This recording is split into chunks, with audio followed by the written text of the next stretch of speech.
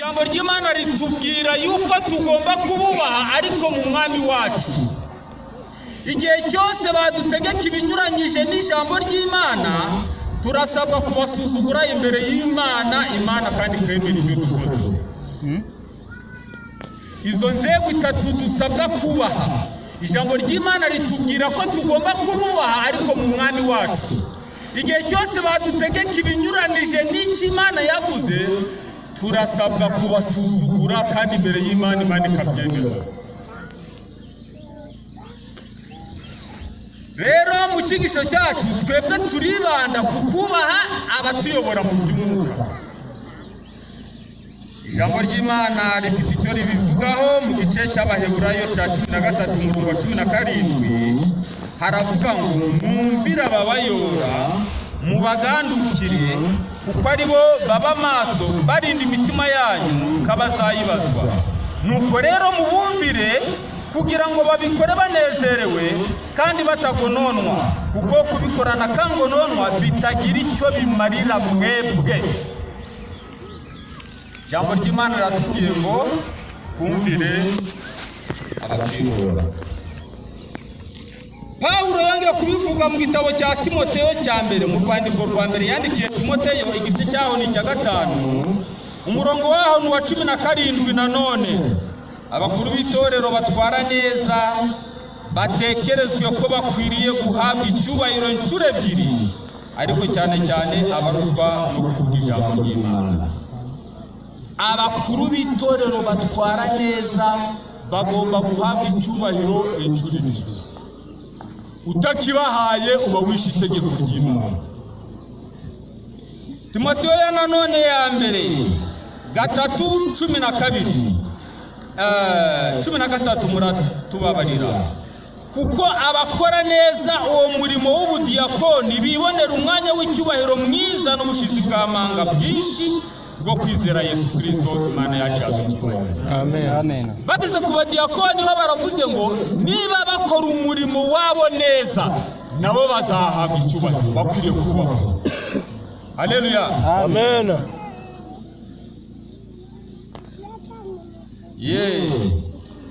Rero yo dukurikiranye ijambo ry'Imana tubona hari abantu bisheye amategeko bagira ingaruka zitari nziza. Hari abantu bisheye amabwiriza yo kubaha ababayobora, ariko ingaruka yabagezeho ntabwo yabaye nziza. Tubisoma neza ako kabarore mu gitabo cyo kubara tuhabona kabarore k'abantu banze gusuzugura, banze kubaha ababayobora, ahubwo barabasuzugura. Maze ingaruka yabivuyemo, umusaruro wavuye muri ako gasuzuguro ntabwo wabaye mwiza. 16 ari ijambo ritubwira ngo Kora, Datani na Abiramu bagoma bararimbuka. Kugoma ni ikinyuranyo cyo kumvira. Kora mwene Asuhari wa Kohati wa Lewi agomana na Datani na Abiramu bene Eliyabu na Oni mwene Peleti bo mu ba Rubeni. Kora yari wo mu muryango wa Lewi. Umuryango wa Lewi niwo wari urimo watorwagamo abayobozi bayobora iby'umwuka mu Isirayeli. Mu yandi magambo niwo watorwagamo abatambyi. Mu yandi magambo uyu muryango wa Lewi niwo watorwagamo abantu bari bashinzwe gukora mu buturo bwera. Umuntu udakomoka mu muryango wa Lewi ntabwo yari yemerewe gukandagira mu buturo bwera. Kora yari akomoka muri ugo muryango w'abantu bari bemerewe gukora mu buturo bwera. Twe muri iyi minsi twamugereranya n'umwe mu bantu baboneka mu itorero ariko ari mu nzego z'ubuyobozi. mu nzego z'abarinzi bashinzwe kurinda umukumbi w'Imana, yaba umudiyakoni, yaba umukuru w'itorero, yaba umwigisha. Bahagurukira Mose bafatanije na bamwe mu Bisirayeli, abatware b'iteraniro 250 baje bahamagarwa mu iteraniro ibimenywa bose. Babandi bumvaga ngo hari abantu dukeneye, hari ikibazo nangwa akanama abantu basaba kwiganaho, ukumva baravuze ngo runaka na runaka na runaka na runaka turabakeneye basigare.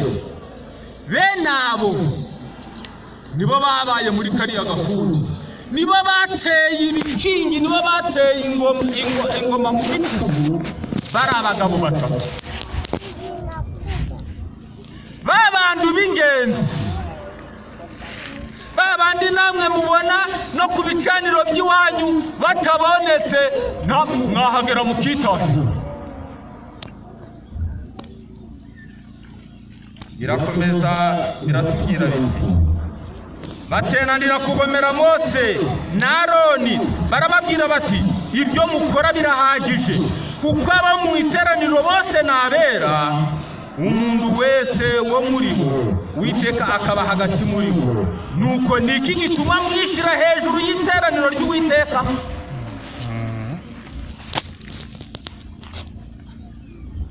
Abo ni babagabo batatu bayobowe na Kora. Mose abyumvise yikubita hasi yubamye bitewe n'agahinda.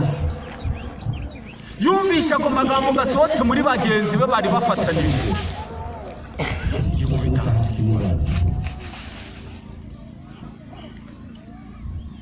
Abwira Kora n'abafatanije nawe bose ati, ejo mu gitondo Uwiteka azerekana be abariho n'uwera uwariho,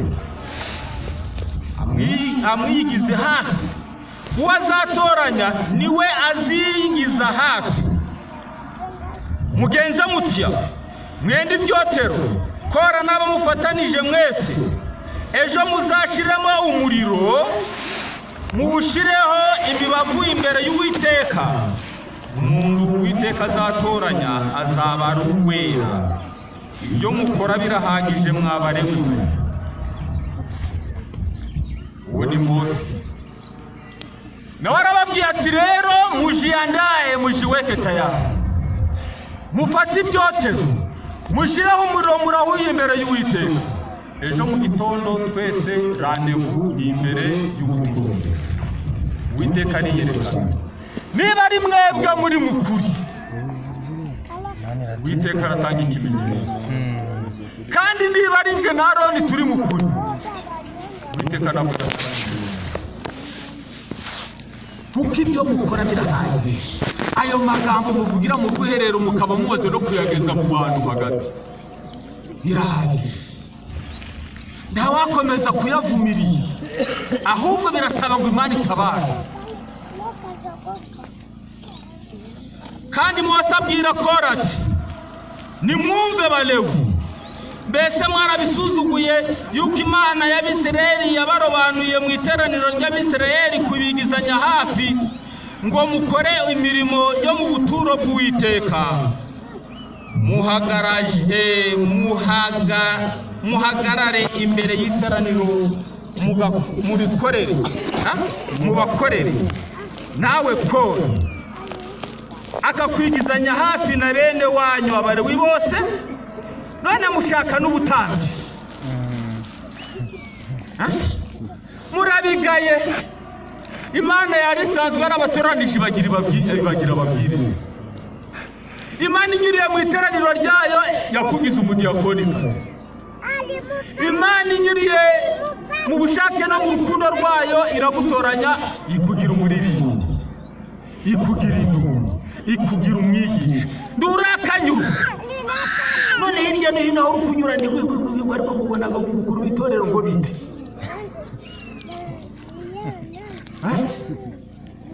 none ugeze no ku ntambwe yo kumunegura ugeze no ku ntambwe yo kumusuzugura ugeze no ku ntambwe yo kumuvuga umuhanuzi aravuze ngo none mugeze no ku ntambwe yo kwifuza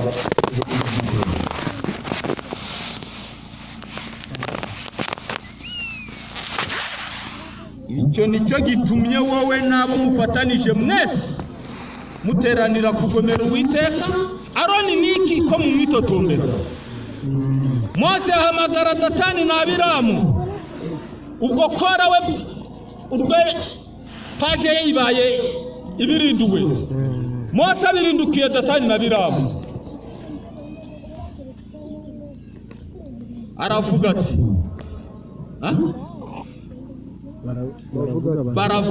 baravuga bati ntabwo twitaba. Aho uragira ngo biroroshe kutukura mu gihugu cy'amata n'ubuki, cya kindi cya Giputa nicyo bavuze ngo ni cy'amata n'ubuki Mose yabakuyemo, ukatwicira mu butayu kandi ugakuraho ugakubitaho no kwigira umutware wacu. Mbese Mose niwe witoye? Oya, ariko wowe batangiye guhindura imvugo.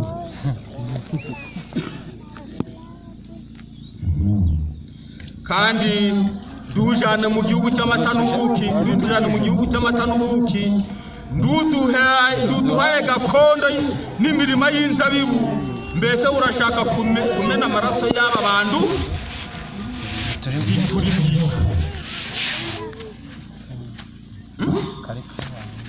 Turi gita. Mose ararakara cyane, abwira Uwiteka ati ndiwite ku matura yabo, sinabanyaze indogo bimwe, nta n'umwe muri bo nagiriye nabi.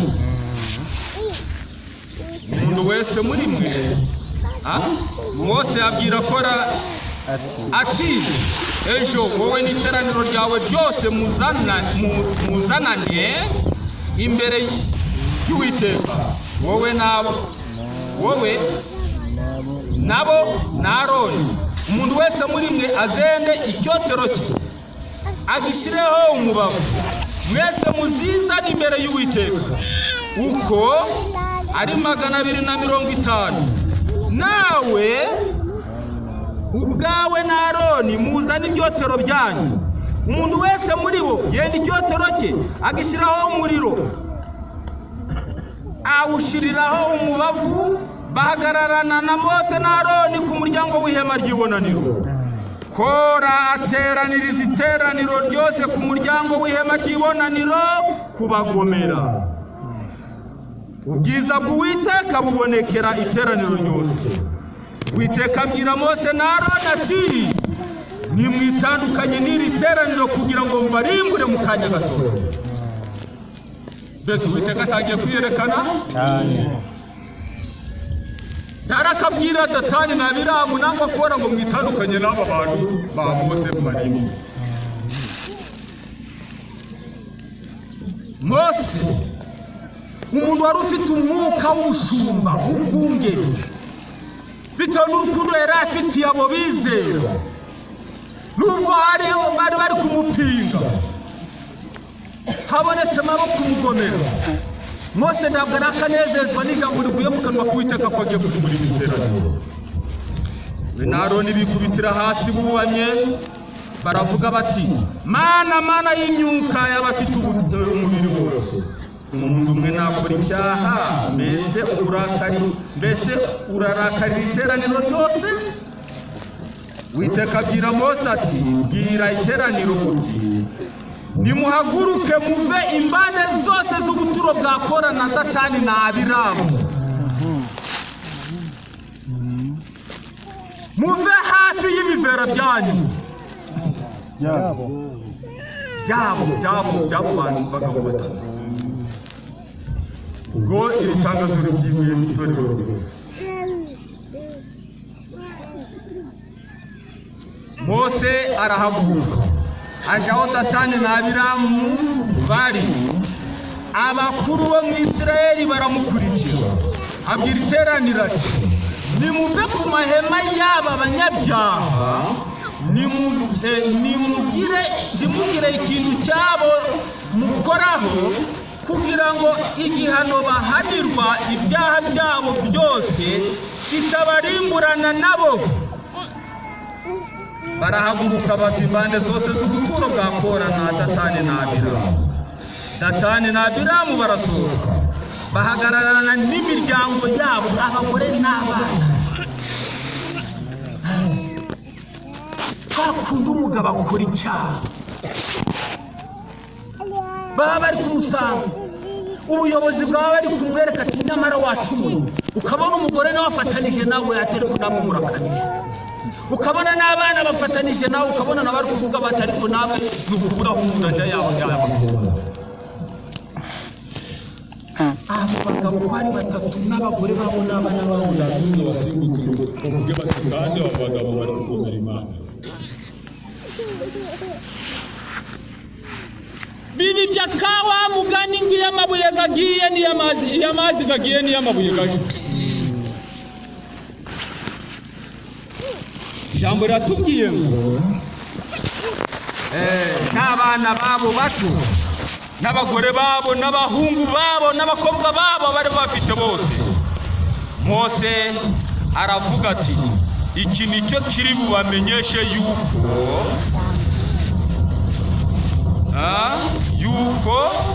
Uwiteka yandumye gukora imirimo ngora yose, kandi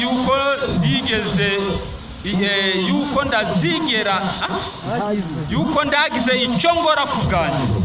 Aba bandu nibapfa urupfu rwa bose, nibaba icyo abandi bandu bose baba, Uwiteka ari bube atari kumwe, Uwiteka ari bube atandukanye. Aba nibapfa urupfu rw'abandi bapfuye basanzwe bapfa. Teraniro icyo kibabera ikimenyetso yuko ndatumira Uwiteka. Nimubona igihano kibabayeho hari undi kigeze kubaho ku isi, icyo kizababera ikimenyetso yuko abo bagabo bari mu kuri.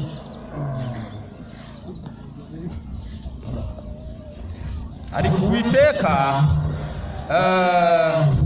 nakora ikintu cy'inzaduka kidasanzwe mbese, ubutaka bukakama bukabamirana n'ababo n'ibyabo byose, bakarigita ikuzimu bakiri bazima.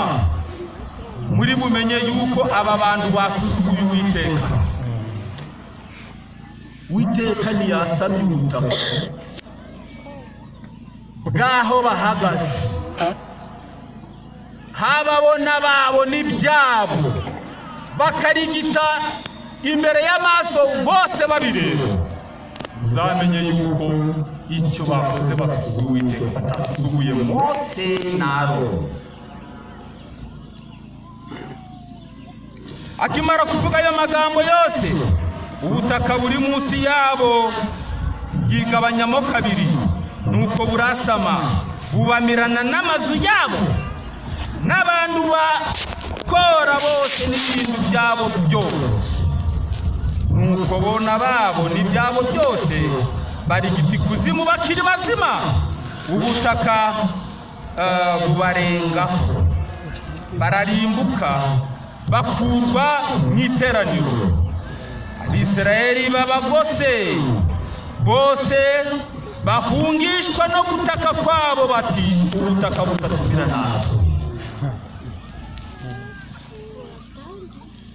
Teraniro muraho? Ego. Ijambo ry'Imana riravuga ngo ubakozeho ngo abakoze mu imboni y'ijisho ryanje. Uwo ni Uwiteka ubivugira mu kanwa k'umuhanuzi Zekariya.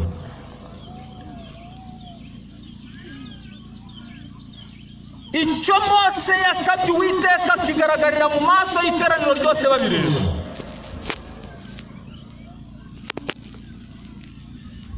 Kora ari we nyirabayazana.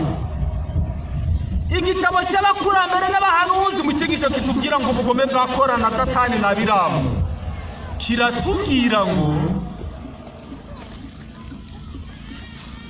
Kora niwe watangiye gupinga ubupingayi, apinga abayobozi. Ngo ariko abo yahagurukiye gupinga ni Aroni. Aroni uyu yari uwo mu muryango wa Lewi nga Kora. Icyo ngo Kora yifuzaga ngo kwari ugushaka gusimbura Aroni ngo akaba umutambyi.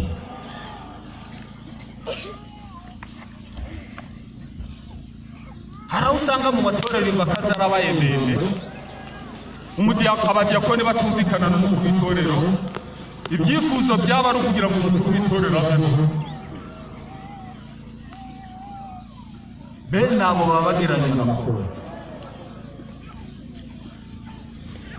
Igitabo kiratubwira ngo aho tugomba kwirinda kandi tugatinya n'abantu tuganira.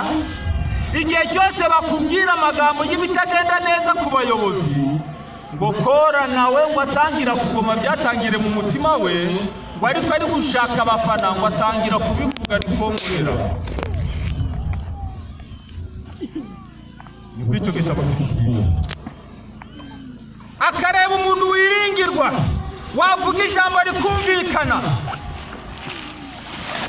agatangira kumwinjiza n'ibyo bintu, ariko wowe urabikora. Urabona umuyobozi gute? Bizamuka buhoro buhoro. Abantu yatangiye kwinjirira ngo ni abantu bafite nanone rukuruzi. Uriya witwa Datani na Abiramu bakomoka mu muryango wa Reubeni. Muri bene Yakobo, Reubeni ni umwana w'imfura. Ukurikiye amabwiriza y'abakera, umwana w'imfura niwe wari umutware. Ariko kuri iyo ndambwe Isirayeli iyobowe na Mose, kandi Mose adakomoka mu muryango wa Reubeni. Kora, Datani na Abiramu nabo barahagurutse bari kuvuga bati rero natwe ubwo ufite icyo unenga umukuru w'itorero, natwe dufite icyo tunenga uriya muyobozi utuyoboye mu rwego rw'igitwaro. Ati ntabwo anakwiriye kuyobora, kuko abafite uburenganzira bwo kuyobora ni twebwe bo mu muryango wa Aroni, umwana w'imfura wa Yakobo. Oya Reubeni twebwe abo mu muryango w'imfura b'umwana wa Yakobo, ari we Reubeni.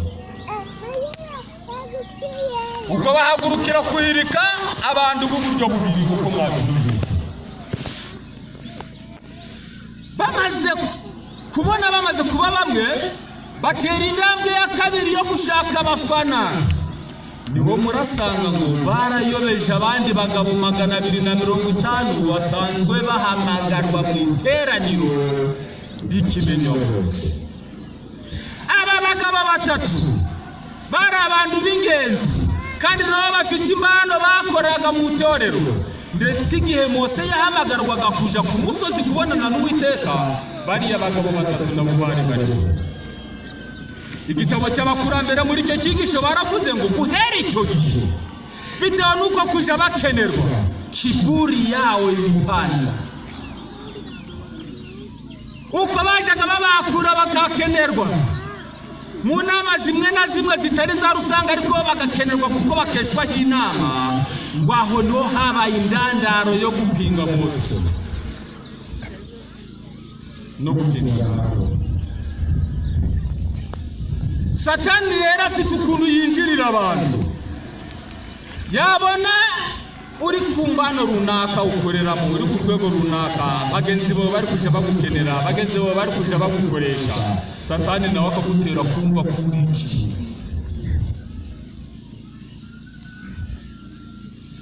Igihe cyarageze uko mubyumvise, Uwiteka nawe yumva atarabyihanganira, aganira ku bayobozi. Kurimbuka kw'aba bantu kurimo inzego itatu. Urwego rwa mbere n'urw'abayobozi bari bayoboye buriya bugome, buriya bwigomeke, buriya burebere. Abo n'ababakomokaho bapfuye urupfu rubi rwo kumirwa n'ubutaka. Ubutaka burongera burasubirana, ahari hari ibishimbo hongera kuba ibishimbo, ahari hari sima hongera kuba sima.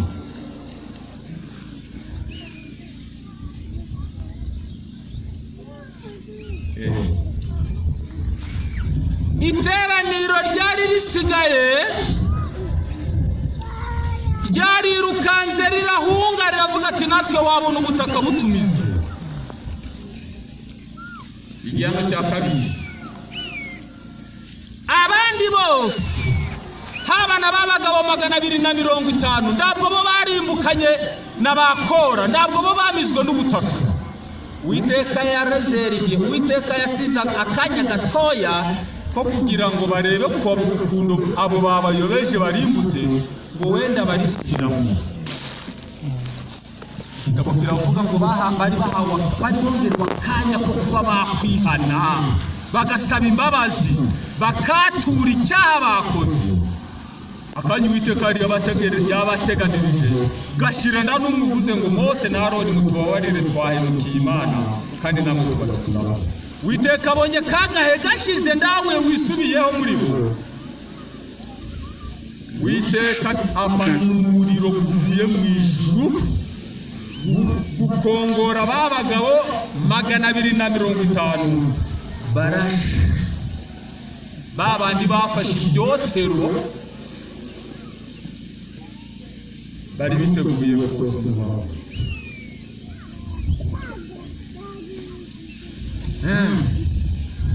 Babandi bari biteguye ati natwe twabishobora. Ibyo mukora nk'abayobozi ntibyatunanira, si ugutanga amatangazo ra. Ati nanjye nahaje ngagatanga. Mose arababwira ati rero nta kibazo. Abo bafashe ibyo byotero nabo bakumva barabishobora, ariko binyuze mu nzira zitari nziza. Umuriro bo wavuye mu ijuru urabatwika. Abo n'abakabiri. Hari n'abandi Uwiteka yagomeje kongerera agahe ko kwisuzuma ngo bazinuke ibyo bakoze, ibyo by'ubupfayo ngo bagiyemo bayobejwe, babyihane kandi banabyature. Nabo banga kwatura. Niryateraniro umva bo uko byagenze. Murongo wa 6 igice ni cya 17. Bukeye bwaho iteraniro ry'Abisirayeli ryose ryitotombera Mose na Aroni riti mwisha abantu b'Uwiteka.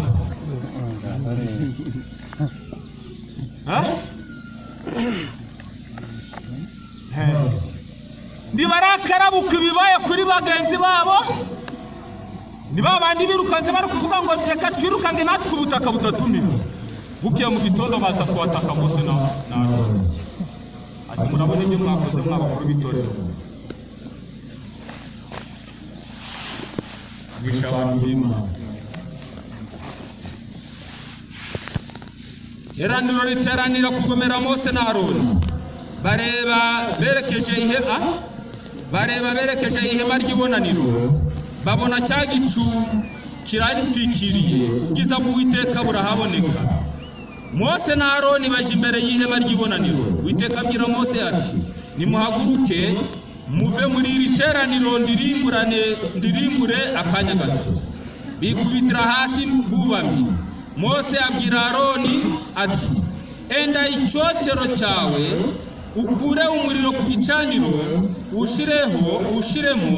ushireho n'umubavu, ukishane vuba mu iteraniro urihongerere, kuko umujinya uturutse ku Uwiteka mugiga igatangira gutera. Aroni abyenda nk'uko Mose amubwiye, arirukanga aja mu iteraniro hagati, asanga mugiga itangiye gutera mu bantu, ashira umubavu ku muriro, ahongerera abantu, ahagarara hagati y'indumbi n'abazima, mugiga irashira. Abishwe na mugiga iyo bari abantu inzovu 4,000, bari abantu inzovu n'ibihumbi 4,700 utabariyemo abicishijwe n'ibyakora. Aroni asubira aho Mose ari ku muryango w'ihema ry'ibonaniro umugigira babandi babizera baguye mu byo batazi ariko bagahabwa akanya ko kwatura icyaha no kukihana bakanga.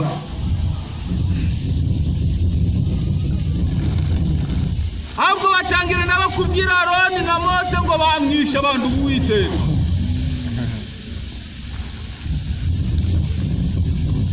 nabo babonye igihano Uwiteka baroshemo mugiga. kuyobora ntabwo byoroshye. nawe reba abantu basamiye abayobozi bakanikubita hasi bari kwinginga Uwiteka ati Uwiteka bababarire. gusabira imbabazi abadashaka kwihana.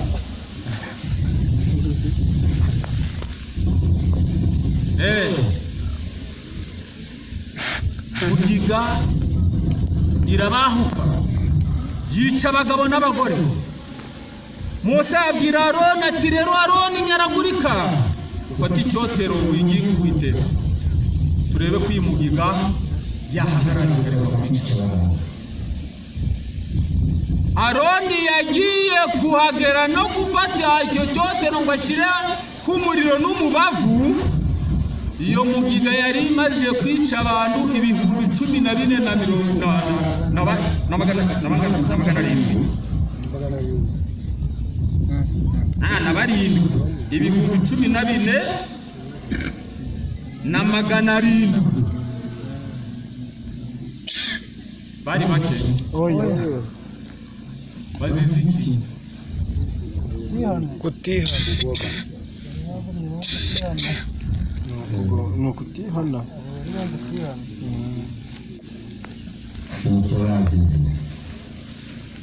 Jambo ratubwira ngo ibyo byabereyeho kutubera kabarore.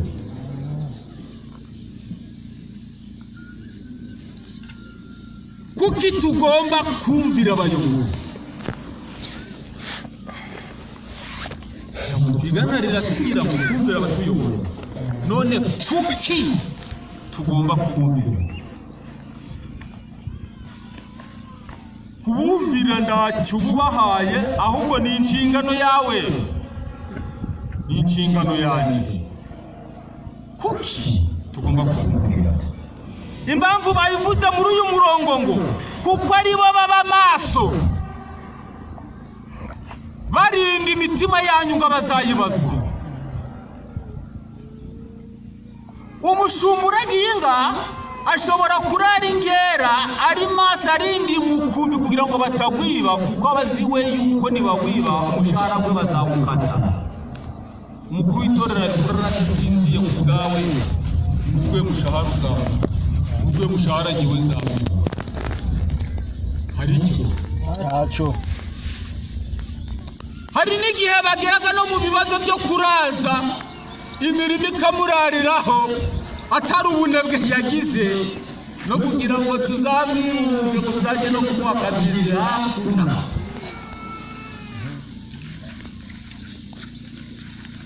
ariko wowe n'urwaza uzibuka umurongo kuvuga ngo mbese muri mwe hari urwaye natubiraho kuri bitorero baze bamusabira. ingo tajyoyo narwaye nukubatuma bati muze munzanire. wamara uzi ngo atari kuvuga ngo n'umuntu wa bandiya n'umuntu w'ikitiriro, umuyobozi w'ikitiriro. uzi ngo yamara kumva iyo mbamagaza agafata isuka akagenda. Ariko ninjye nimara gukirana nubwo nzibuka yuko wamusira mutesheje umugizi we.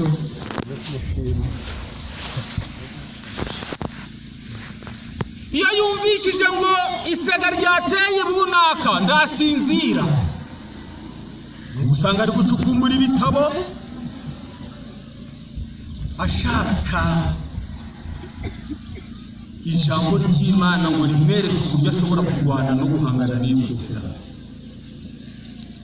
ijambo ry'Imana ravuze ngo impamvu tugomba kububaha nuko ari bo baba maso baturinda barinda imitima yacu ngo bazayibazwa. Hari abantu benshi bazarimbuka, ariko Yeremiya yaravuze ngo n'abayobozi bari babayoboye ngo Uwiteka azaza ngo ababaze ngo indama nabahaye zirihe. N'abakubwa gutinya iryo jambo niyo mpamvu usanga bahomba ibyabo, batakaza ibyabo bimwe kubwo kugira ngo njyewe ndarimbuka.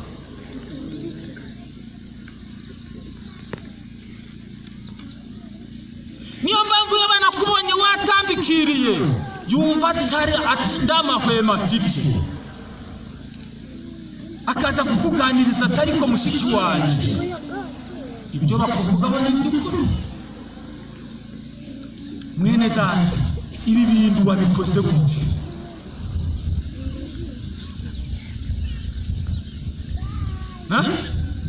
Abantu benshi rero bataraba umwuka b'umubiri, umuyobozi yabageraho yababaza icyo kibazo bakamubwira ngo cya kindi Abisirayeli basubije Mose ngo asanze bari kurwana, akavuga ati bavandimwe namwe kweri mbe mukurikije igihe murimo naho mukorera namwe mu kurwanya musubiranyemo. Baramusubiza ngo ninde wakubiza umucamanza wacu? Urashaka kutwica nguko ejo wishe umunyegiputa ukamwisha mu mucanga? Umugabo ufite uruhare, umugabo ufite ubwanwa, umugabo ufite umugore n'abana utasaze, aretse kuja mu bye, aretse no kwiryamira ngo yiruhukire, atayagahe aje kukuganiriza amafuti yawe wakoze, nawe utangiye kumubona nk'umuntu wataye ubwenge.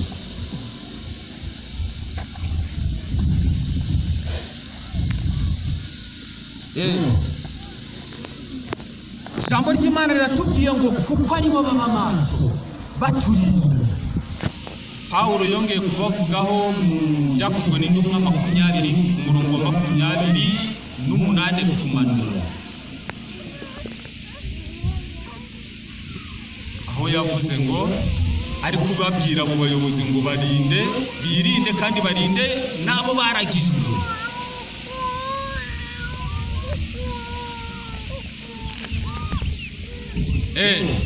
Bagombaga kubarinda ikisi.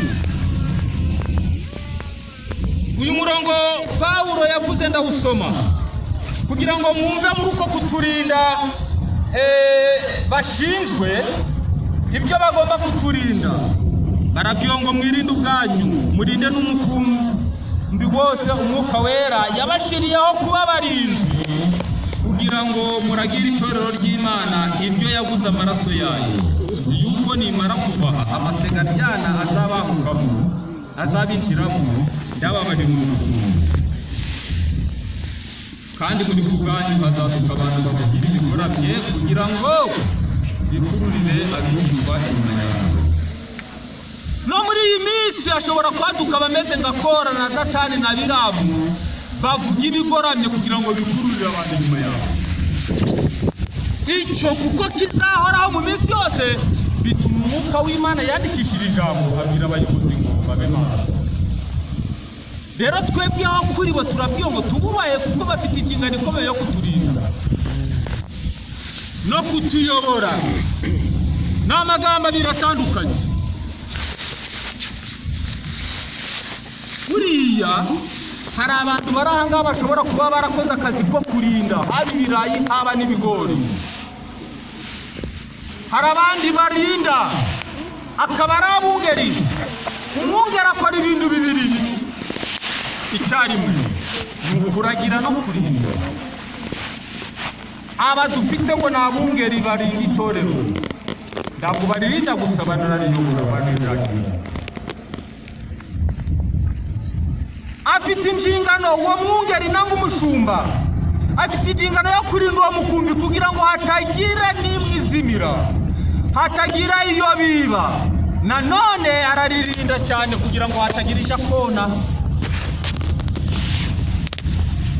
kubera yonesheje abafite ikibazo.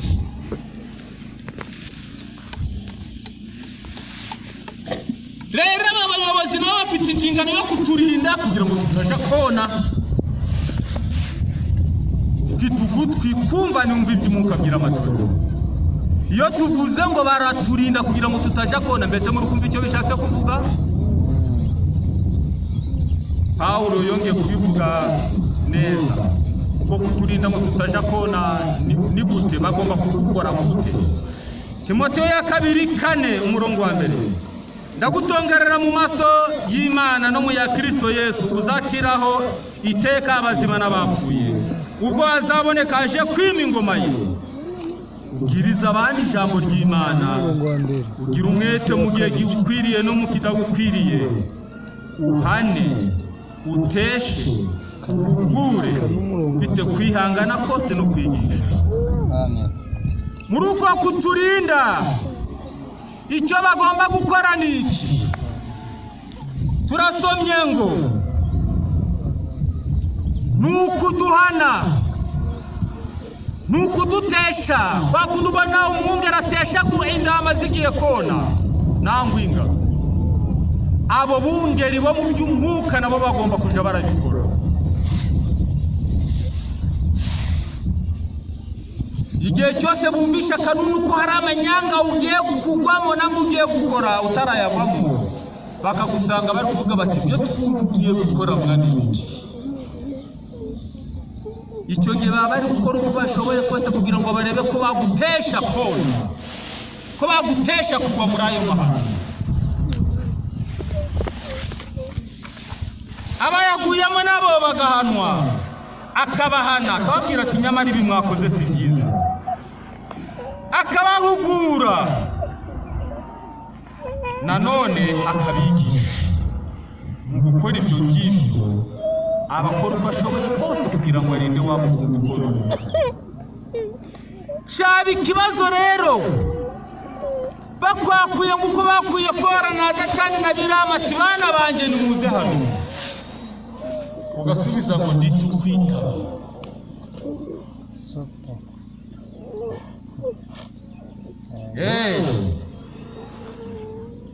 Ijambo ry'Imana mu gitabo cy'ibyashuwe igice cyaho ni icya 3 ku murongo wa 20 aravuga ngo dore mpagaze ku rugi ndakomanga, ngo nimba ijwi ryanjye agakingura urugi nzinjira iwe dusangire. Iryo jambo ryarasobanuwe mu gitabo cyitwa Uwifuzwa ibihe byose. Icyigisho cyaho ni icya 53. Jewe ni page ya 662. The two witnesses says, umuhamya w'ukuri aragira ati, chapitre 53. Umuhamya w'ukuri aragira ati, dore mpagaze ku rugi ndakomanga. Every warning, reproof, and entreaty in the word of God or through his messengers is a knock at the door of the head. Buri muburo wose, buri gucyaha kose, buri kwinginga byose biturutse mu ijambo ry'Imana cyangwa ugejejweho n'umukozi Imana yatoranije. Abari ingomanga yatashe ku mutima wawe, abari ingomanga ya Yesu yagaze ku mutima wawe. Buri muburo wose watambuka imbere y'iteraniro ngabuca ukumva uvuze ku bintu wakoze, uwo ni Yesu uhagaze ku rugari rw'Imana. Niba ari ugucyaha kukugezeho cyangwa ari ukwinginga kose kukugezeho, wenda babisomye mu ijambo ry'Imana cyangwa n'umuntu Imana yatoranije akugezeho iwawe, aricyo kimuzanye aje kukubwira ati muvandimwe iki kintu wakoze byabaye bite. Ntukamurebe ngo ubone n'ingezi, ahubwo ubonye Yesu uba watashe kugira umutima wawe ari gukomanga. Jambo riti, it is the voice of Jesus asking for interest. Abari ijwi rya Yesu riri gusaba kwinjira. With every knock and healing, the disposition to open becomes weaker. Iyo ngomanga ya Yesu irirengagizwa, bigera igihe wa muntu agatakaza ubushobozi bwo kuzakingura urugi. Bigeze igihe amaboko yo gukingura urugi rwawe gagagara, igihe cyose ingoma ngizagira geri wawe ushobore kukinga. Niyo mpamvu tukwiriye kuja dutinya igihe imbere yacu wacishijwe ijambo ukumva arikoze kucyo wakoze. Iyo udakinguye uwo mwanya ngo bigere igihe amaboko yo gukingura urugi rwawe, igihe cyose ingomanga ya Yesu itashe wawe, ayo maboko gakagagara ntigabashe kuzakingura na rimwe iteka.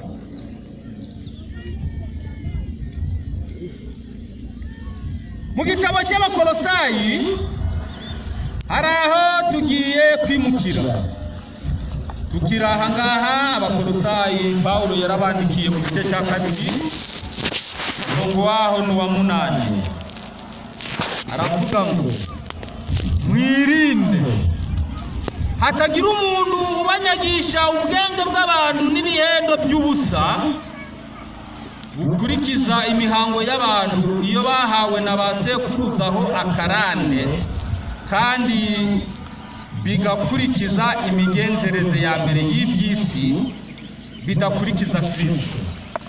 Mwirinde hatagira umuntu ubanyaga akabanyagisha ubwenge bwa kimundu n'ibihendo by'ubusa. Hari abantu bari kugurisha imitima yabo ku giciro giciriritse, bakagurisha umutima wabo ku busa, kandi nda n'umuntu wakizwa n'ubusa. Nanone ngo twe kunyagwa nangwa twe guhindurwa nangwa twe kuyobwa no gukurikiza imigenzereze y'ab'isi. Ngo ibyo bintu by'ibihendo by'ubusa nibikurikiza imihango y'abantu iyo bahawe na ba sekuruzaho akarande.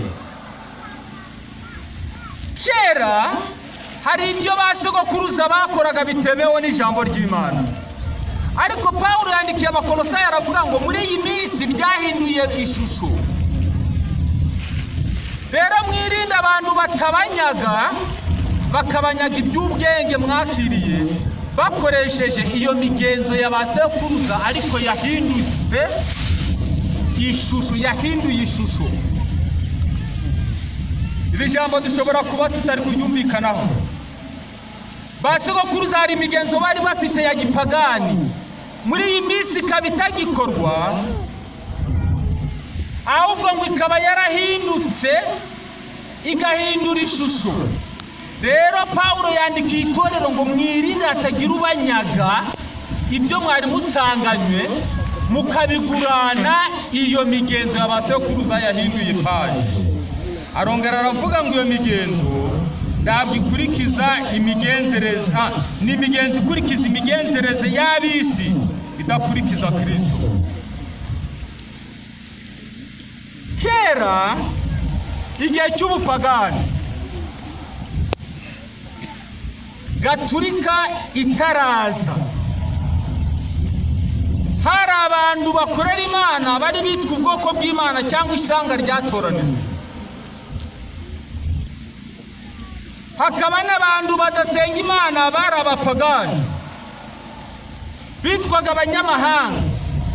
Aba ntabwo basengaga Imana yo mu ijuru, ahubwo bari bafite ibyo bita ibigirwamana basengaga. Buri bwoko bukagira ikigirwamana cyabo. Bagiraga n'indi migenzo itari imigenzo ya Gikristo. Pawulo rero agiye kubona abona ibyo ngibyo mu gihe cyabo byarahinduye ishusho. Abona iyo migenzo ya gipagani y'abasogokuruza itakibaho, ahubwo byarinjiye mu kidini birakirisituzwa. Ndabaye icyitegererezo. Abapagani bakera basengaga izuba. Ubu Kristo gito bwinjiye, ikigaturika cyinjiye bihindura paje. Baravuga bati twe ndo tuzongera gusenga izuba iri rigaragara, ahubwo tuzasenga zuba ryo gukiranuka ari we Yesu. Baravuga bati abapagani basengaga iryo zuba kwa mbere w'iminsi 7 ariho ku cyumweru, bakawita umunsi w'izuba, ariryo mu Cyongereza bise ngo ni Sunday. None rero natwe ubwo duhisemo kujya dusenga Yesu, natwe tuzajya turamuramya kuri uwo munsi wa mbere. bakuraho isabato bavuga ko bazajya barasenga Yesu ku cyumweru. Niyo mpamvu mubona amadini yose iyo ngingo barayikirisituje, ariko ni umuhango, ni umugenzo bakomeye kuri ba sekuru bapagani.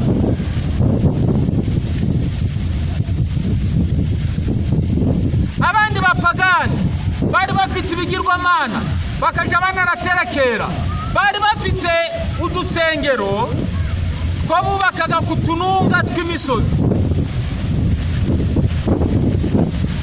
noneho bakagira abatambyi bo gutambirira ibyo bigirwamana.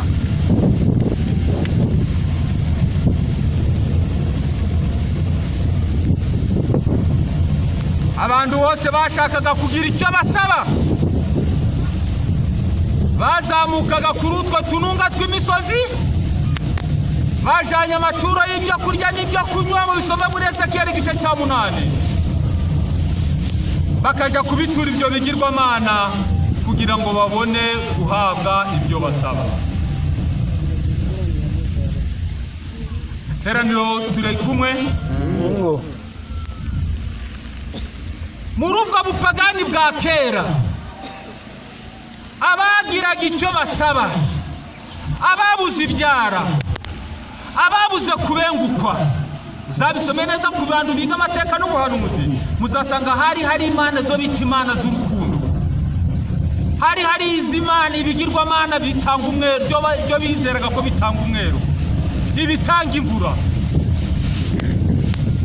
Wabagahingaga karumbya yajyaga gushaka icyo kigirwamana kiri ku musozi, akakijanira amaturo, akajya kugipfukamira no kukiramya, akajya gusaba umweru.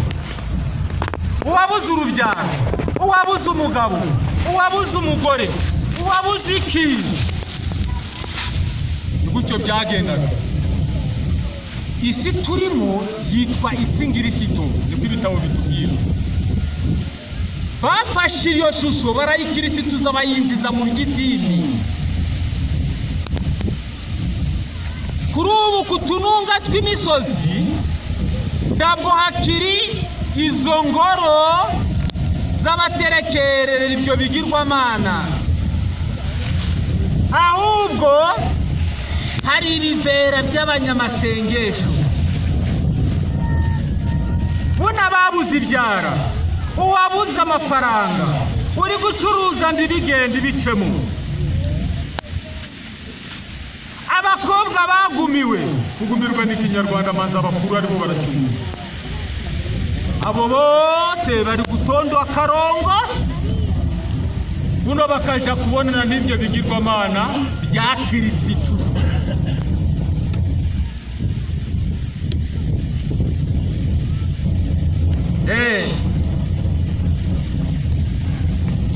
Jambo ry'Imana ntacyo ryahishe, hari icyo ritubwira ku bantu bameze ngabo.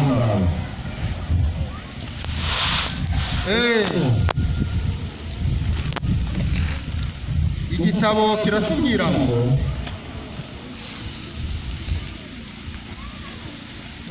Matayo igice cyaho ni cya 24. Matayo 24 umurongo wa 24. Yesu yarazi yuko bizaba, abibwira abamuyobotse n'abazakurikiraho muri aya magambo 24. Uko abita Kristo n'abahanuzi b'ibinyoma bazaduka bagakora ibimenyetso bikomeye n'ibitangaza kugira ngo babone uko bayobya n'indore niba bishoboka. Dore mbibabwiye bitaraba. Yesu yarazi yuko hazaduka abantu bazajya baravuga ngo katika jina la Yesu pona ikaba. Yesu yarazi yuko hari abantu bazaduka bitwaje Bibiliya ariko batamwubaha, ariko bagashobora gukora ibitangaza, bagasengera Desire wabuze amafaranga agakaboneka, bagasengera Desire uri gucuruza n'ibicemo bikaba biciyeho. Mbese Desire wakwanga kuyoboka wa muntu yabi gukorera icyo gitangaza?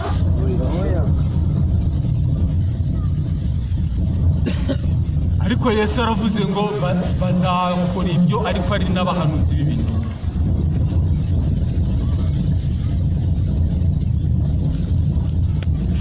Nuko niba babwira ati dore ari mu butayu ntimuzaje, cyangwa bati dore ari mu kirambi, andi baravuze ngo cyangwa ati dore ari mu cyumba, ntimuzabyemere. Ku bantu bumva igiswahili, ubutayu ni iki mu giswahili?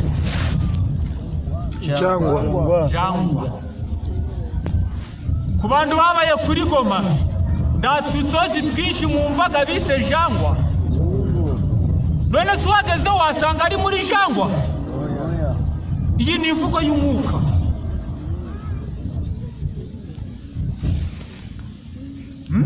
Ukagera ahantu ugiye gushaka umugabo waho, wahagera ukumva umugore arakubwiye ati bana yagiye mu jangwa. Wahagera ukabura umukobwa waho ati yagiye mu jangwa. Ukibaza jangwa ya hano hafi ahiri bikakuyobera. Iyo bavuga jangwa nangwa ubutayu, ni ahantu utabona icyatsi, utabona ibiti, imvura itagwaga ivivi, ntiwahabona irizi. Amazi yaho ni igihe akavura kaguye gakareka. Ariko hari ahantu hariya hakurya ushobora kubona hitwa jangwa hano ku gasozi. Turaba abantu bahageze. Ugiye gushira hejuru tugutugo kubaza bagiye muri jangwa. Kubaza abantu bahageze bahazi. Ariko siko kukurikije amanyakuri ni mu butayu. Arimbanga. Yesu yarazi yuko hari uturere tuzaduka, hari inyigisho zizaduka zikitirira ahantu jangwa, ubutayu. Abagabo n'abagore bazaje bagiye kuhashakira urubyaro, abandi bakaje bagiye kuhashakira umwero, abandi bagiye kuhashakira abagabo, ahandi bagiye kuhashakira igikundiro. Yesu aravuga ngo niba babwira ngo ari mu butayu ntimuzaje,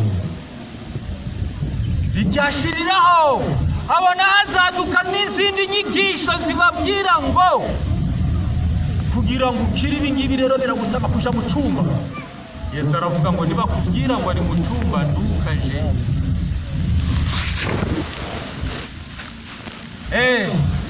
None ngo babayobozi twatoye tugomba kubaha ijambo ry'Imana ryatubwiye ngo abo impamvu tugomba kubaha kuko ari bo amaso baturinda kugira ngo tutazajaho.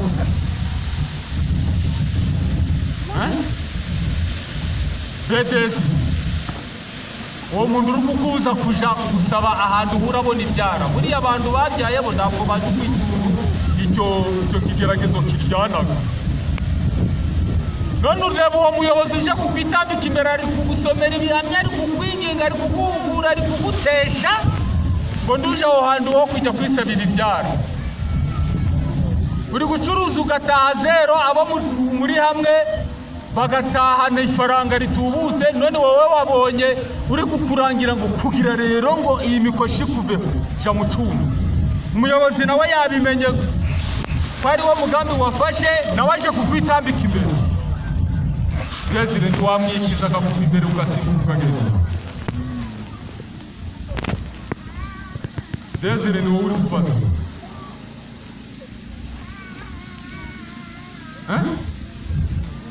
Wiburiye umugabo waragumiwe. None bakurangiye ngo ja muri jangwa, hari umuntu uri gukora ku cyatsi ibitangaza bikizana.